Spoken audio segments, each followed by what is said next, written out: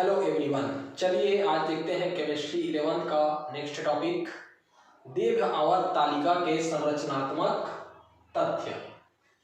तो दीर्घ आवर्त तालिका के संरचनात्मक तथ्य से पहले हमने देखा हुआ है, क्या के बारे में देखा हुआ है? हमने देखा हुआ है आवर्त तालिका के दोष, और आवर्त तालिका का जो दोष था उसको आधुनिक आवर्त तालिका में पूर्ण किया गया, और पूर्ण करने के बाद एक दीर्घ आवर्त तालिका का निर्माण किया गया है। तो इस दीर्घ आवर्त तालिका का जो निर्माण किया गया है वहां पर हमें दो टर्म्स देखने को मिलते हैं। एक आता है आपका आवर्त और दूसरा आता है समूह, या इसी को वर्ग भी बोलते हैं कई बार।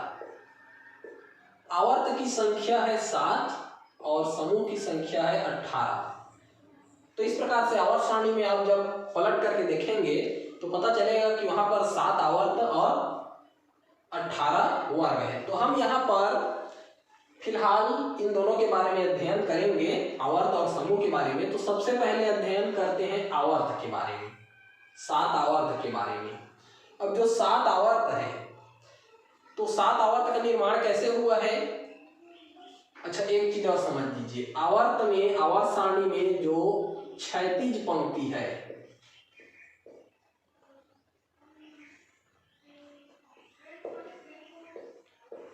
क्षैतिज पंक्ति को आवर्त कहा गया है। जब इनको परमाणु क्रमांक के बढ़ते हुए क्रम में लिखा गया, जमाया गया, तो प्रत्येक आवर्त में जो संयोजकता है वही प्राप्त हुई, अर्थात समान समान संयोजकता प्राप्त हुई। इसको हम किसी एक तत्व का निकाल करके देख भी सकते हैं।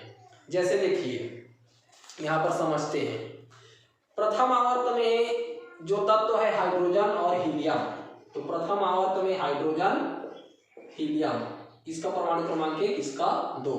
तो इनका जब इलेक्ट्रॉनिक विन्यास निकालते हैं 1s1 हाइड्रोजन का, और इसका निकलेगा 1s1 1s2, अर्थात एक आवर्त में s कक्षक में ही इलेक्ट्रॉन प्रवेश किया है। सेम इसी प्रकार से समान समान कक्षकों में इलेक्ट्रॉन का प्रवेश होगा, तो इसीलिए उनको एक एक आवर्त में रखा गया है। इसी आधार पर हम एक एक आवर्त के बारे में चर्चा करते हुए चलेंगे, जिसमें आपका आवर्त को 7 भाग में बांटा गया है। तो इसमें पहला आवर्त आता है प्रथम आवर्त। अब प्रथम आवर्त को समझिए। प्रथम आवर्त में तत्वों की संख्या है 2, और इनका जो इलेक्ट्रॉनिक विन्यास है 1s हाइड्रोजन का 1 और हीलियम का 2। सामान्य इलेक्ट्रॉनिक विन्यास है 1s। और प्रथम आवर्त में समझिए, प्रथम आवर्त में अंतिम जो संयोजकता कक्ष है वो है 1s में गया है, इसीलिए उनको प्रथम आवर्त कहा गया है। और यहाँ पर n बराबर जो मुख्य क्वांटम संख्या है n 1 है, मुख्य क्वांटम संख्या 1 है, n बराबर 1, और ये प्रथम आवर्त है, इसलिए इनका जो संयोजकता कक्ष का इलेक्ट्रॉनिक विन्यास है 1s, और इसमें कुल तत्वों की संख्या 2। अब देखते हैं दूसरा आवर्त।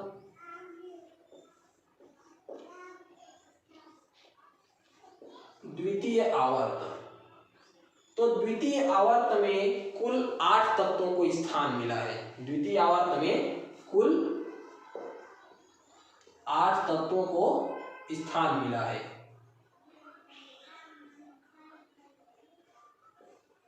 और यहां पर n बराबर 2, क्यों? क्योंकि यहां पर मुख्य क्वांटम संख्या का मान जो है 2। अब इसका इलेक्ट्रॉनिक विन्यास, जब सामान्य इलेक्ट्रॉनिक विन्यास निकालते हैं द्वितीय आवर्त का, तो ये हमें प्राप्त होता है 2s और 2p। n बराबर 2 है, इसीलिए यहाँ पर कक्षकों की संख्या 2 है। हम जब क्वांटम संख्या में भी निकालते हैं तो ध्यान दीजिए, n बराबर 2, तो n बराबर इसका मान होता है 0 से n-1 तक। तो 0 से n-1 तक निकालेंगे तो n में 2 - 1 1 हो गया, और इस प्रकार से इसका दो मान आता है 0 और 1। 0 दर्शाता है एस कक्षक को और 1 दर्शाता है पी कक्षक को। तो यहाँ पर n जो है 2 है, इसीलिए यहाँ पर दो कक्षक है एस और पी। तो इस प्रकार से ये समझिए n बराबर 2 और इसमें तत्वों की संख्या 8 और इसका जो इलेक्ट्रॉनिक विन्यास है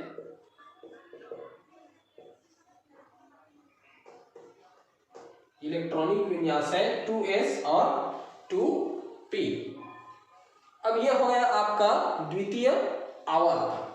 अब द्वितीय आवर्त के बाद देखते हैं तीसरा आवर्त।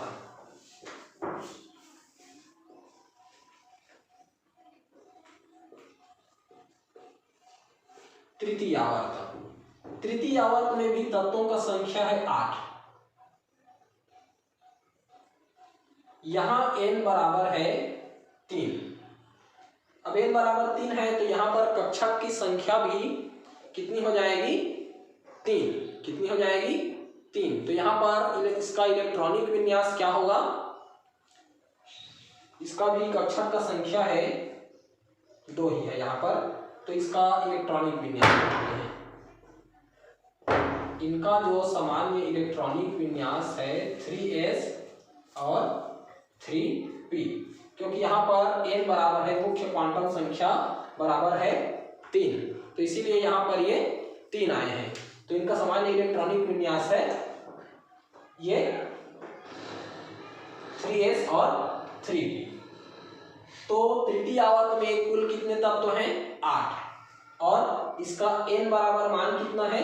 3। और इसमें इलेक्ट्रॉन जो है किस किस कक्षक में भरे जाते हैं?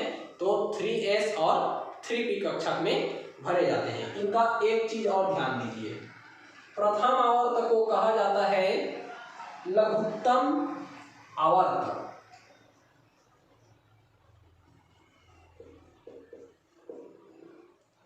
लघुत्तम आवर्त और द्वितीय और तृतीय को कहा जाता है लघु आवर्त। तृतीय को भी कहा जाता है लघु आवर्त। लघुत्तम आवर्त मतलब सबसे छोटा है ये, क्योंकि इसमें 2 ही तत्व हैं। द्वितीय और तृतीय में देखते हैं तो 8 तत्व है, इसलिए इसको लघु आवर्त कहा गया है। और इसमें एक चीज और देख लीजिए, यहाँ पर 2 तत्व हैं, तो कौन कौन से हैं? हाइड्रोजन और हीलियम। इसी प्रकार द्वितीय आवर्त में 8 तत्व हैं, तो 8 तत्व कौन कौन से हैं? तो प्रथम तत्व है लिथियम और लिथियम से लेकर के अंतिम तत्व है नियॉन।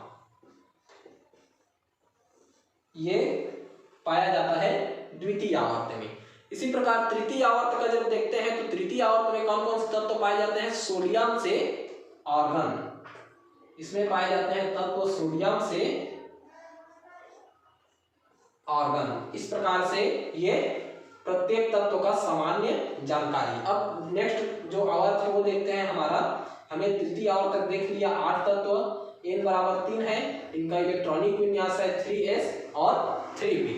इसको कंफर्म करने के लिए आप तृतीय आवर्त के पूरे जो तत्व हैं 8 तत्व, उसमें प्रत्येक का देख सकते हैं कि 3s और 3p में ही संयोजकता कोष में इलेक्ट्रॉन जो है प्रवेश किया हुआ है। इससे आगे इलेक्ट्रॉन प्रवेश नहीं किया है, इसीलिए इसको तृतीय आवर्त का इलेक्ट्रॉनिक विन्यास है 3s और 3p। अब देखते हैं चतुर्थ आवर्त।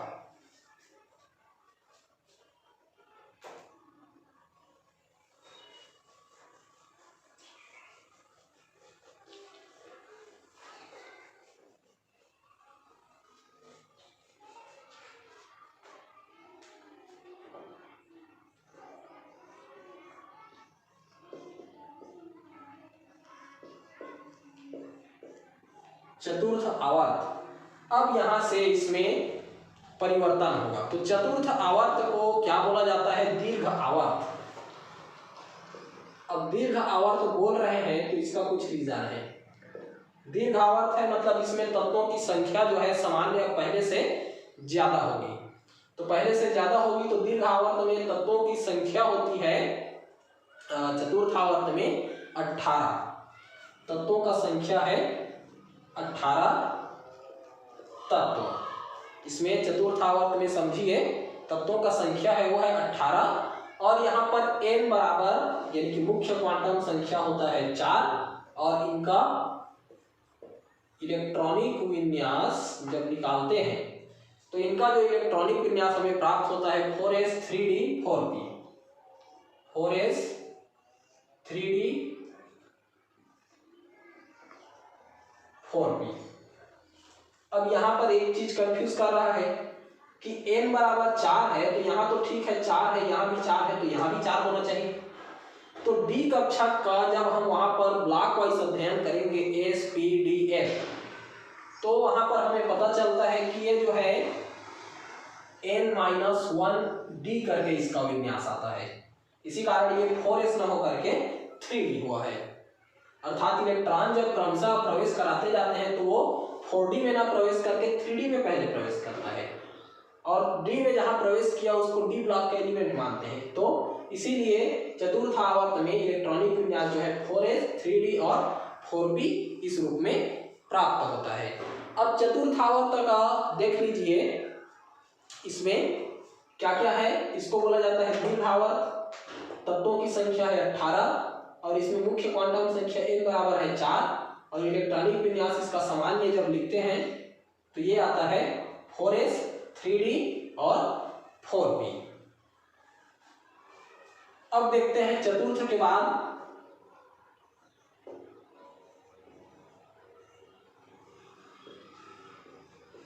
पंचम आवर्त। पंचम आवर्त में इसको बोला गया है, ये भी है दीर्घ आवर्त। पंचम आवर्त भी क्या है तो दीर्घ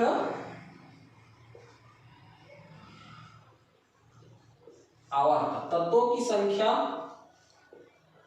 18 तत्व, तत्वों की संख्या 18 तत्व। जो पंचम आवर्त है उसमें भी 18 तत्व है और यहाँ पर n बराबर क्या हो जाएगा 5।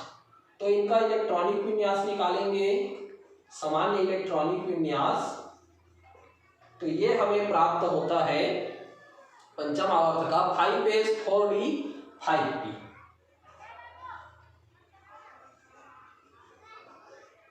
अंतिम कक्ष में संयोजकता कोष के जो इलेक्ट्रॉन है 5s 4d और 5p में क्रमशः प्रवेश करते हैं अबाउ के नियम के अनुसार, इसीलिए इसको बोला गया है पंचम आवर्त। अब पंचम आवर्त में एक चीज और ध्यान दीजिए, इसमें जो तत्वों का संख्या है 18 है। अब 18 तत्व किस किस प्रकार से है इसमें तो 7 सामान्य तत्व है, 1 जो है अक्रिय गैस है और 10 जो है संक्रमण तत्व है। तो कुल मिला के 7 और 1 8 और 10 18। प्रत्येक का यहाँ पर विभाजन किया गया है तो इनको भी समझते चलेंगे। अब आगे बढ़ते हैं, ये तो हमारा हो गया पंचम आवर्त का, ये पूरा जितना है बेसिक है।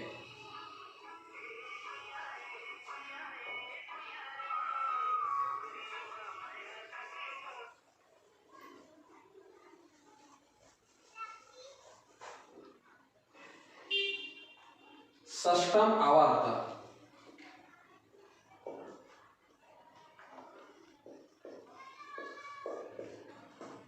तत्वों की संख्या है इसमें 32 तत्व।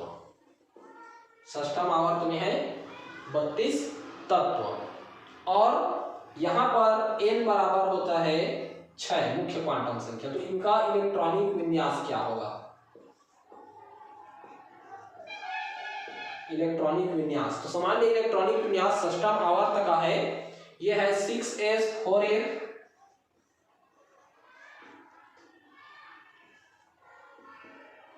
6s 4f और 5d 6p 5d 6p। अब यहां पर देखिए ये हो गया इनका सामान्य इलेक्ट्रॉनिक विन्यास। अब बाउ के नियम के अनुसार जैसे जैसे हम भरते जाते हैं तो यहाँ पर हम देखते हैं कि जो 4 ब्लॉक होते हैं एस पी डी एफ, उसमें इस छठवें आवर्त में ये एक 4f करके इलेक्ट्रॉनिक विन्यास आया है और हम जानते हैं कि आवर्त सारणी में कुल 18 वर्ग हैं। तो 18 वर्ग हैं तो यहाँ पर तत्व हो जा रहे हैं 32। तो 18 वर्ग में 18 और 14 तत्व जोड़ते हैं तो ये होता है 32। तो प्रश्न ये है कि आवर्त सारणी जो है 18 वर्ग का बना हुआ है, तो 18 वर्ग में 14 तत्व कहाँ है? आवर्त सारणी लंबा होना चाहिए, तब तो ये 32 का होना चाहिए, लेकिन नहीं है ऐसा। क्यों? क्योंकि यहाँ पर 4f में इलेक्ट्रॉन प्रवेश कर रहे हैं तो उनको जो है एक ब्लॉक के एलिमेंट में रखा जरूर गया है। जहां से 4f में इलेक्ट्रॉन प्रवेश किए हैं वहां से उनको एक ब्लॉक में एलिमेंट में रखा जरूर गया है और छठवें आवर्त में स्थान भी दिया गया है, लेकिन वो जो है आवर्त सारणी के नीचे 14 तत्वों को रखा गया है और उनको नाम दिया गया है लैंथेनाइड। लैंथेनाइड तत्व, इन 14 तत्वों को अलग से स्थान दिया गया है और उनको नाम दिया गया है लैंथेनाइड तत्व। और ये लैंथेनाइड तत्व कहाँ से कहाँ तक आते हैं तो इसको भी देख लीजिए। ये आते हैं लैंथेनम से स्टार्ट होकर के ये आते हैं 6वें आवर्त में। लैंथेनम के बाद है ये सीरियम से ल्यूटेशियम तक। लैंथेनम के बाद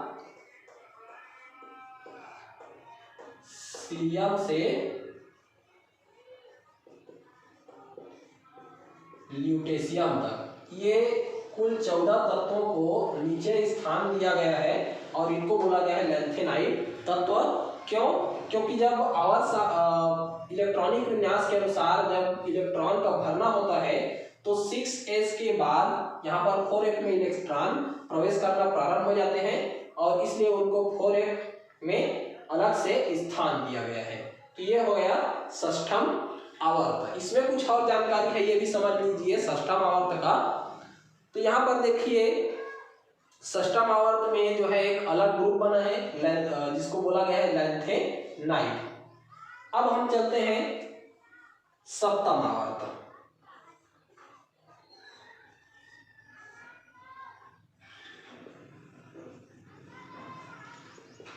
सप्तम आवर्त, तो 7म आवर्त में 29 तत्व, अर्थात ये जो आवर्त है ये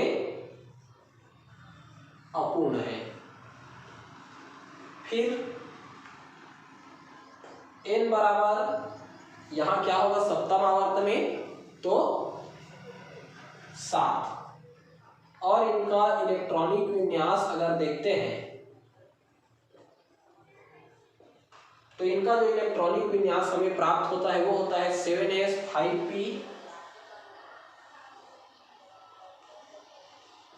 7s 5p 6d 7p 6d 7p। इनके जो संयोजकता को उसके इलेक्ट्रॉन जब हम देखते हैं तो ये 7s 5p 6d और 7p में प्रवेश करते हैं। लेकिन यहाँ पर भी 29 तत्व हैं तो 18 वर्ग का हमारा आवर्त सारणी है, तो बाकी तत्व कहाँ है? फिर जो बाकी बचे तत्व वो कहाँ है? तो बाकी तत्वों को आवर्त सारणी में नीचे स्थान दिया गया है एक ब्लॉक का तत्व और उनको कहा जाता है अंतः संक्रमण श्रेणी तत्व।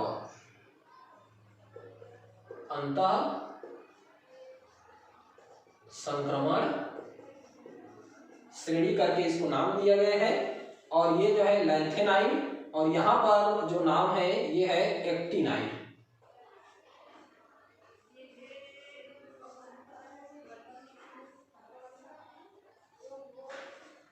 एक्टिनाइड तत्व। तो ये जो एक्टिनाइड तत्व है चूंकि यहाँ पर भी 7s ये 5f नहीं है 5f एक कक्षक में इलेक्ट्रॉन प्रवेश कर रहे थे तो इसलिए उनको अलग से स्थान देने के लिए नीचे आवर्त सारणी में एक ब्लॉक बना दिया गया, एक ब्लॉक, और उनको नीचे स्थान दिया गया है और इनको नाम दिया गया है एक्टिनाइड तत्व। और इनको कहा जाता है लैंथेनाइड और एक्टिनाइड दोनों को क्या कहा जाता है? अंतः संक्रमण श्रेणी तत्व। इस समूह में इनको रखा गया है।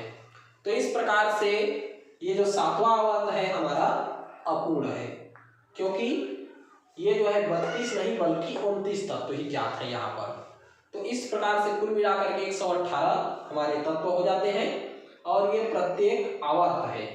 प्रत्येक आवर्त में अब यहाँ पर देखना यह है कि जो सप्तम आवर्त है उसमें कहाँ से कहाँ तक के तत्वों को यहाँ पर स्थान दिया गया है ए ब्लॉक के तत्व में। तो इसको समझिए, यहाँ पर स्थान दिया गया है ए ब्लॉक के तत्व में, वो है थोरियम से लेकर के लॉरेंशियम।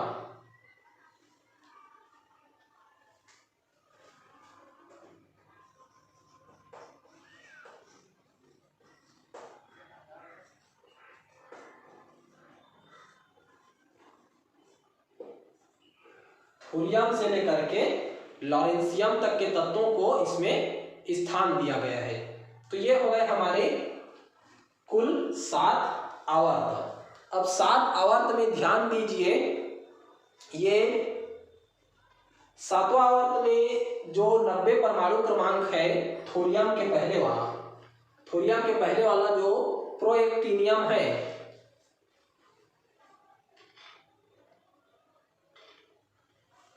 तो इस प्रकार से ये हो गया थोरियम से लॉरेंशियम तक।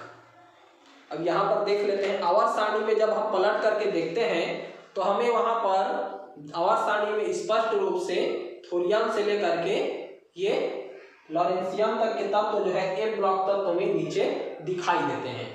लेकिन यहाँ पर एक चीज ध्यान दीजिए, और वो ये कि जो थोरियम के पूर्व थोरियम का जो इलेक्ट्रॉनिक विन्यास है वो 6f या यहाँ पर 5f में प्रवेश नहीं करता है। 5f में प्रवेश नहीं करता है, फिर भी उसको हम ए ब्लॉक तत्व में गिनते हैं। क्यों? क्योंकि उनका जो गुण है वो एक ब्लॉक तत्वों के गुणों से समानता रखता है। हालांकि उनका इलेक्ट्रॉनिक विन्यास 5f में प्रवेश नहीं करता है, लेकिन वो एक्टिनाइड तत्वों से या ए ब्लॉक के तत्वों से समानता दर्शाता है, तो उनको गुणों के समानता के आधार पर वहां नीचे रखा गया है। और इस प्रकार से ये हमारे कुल 7 आवर्त।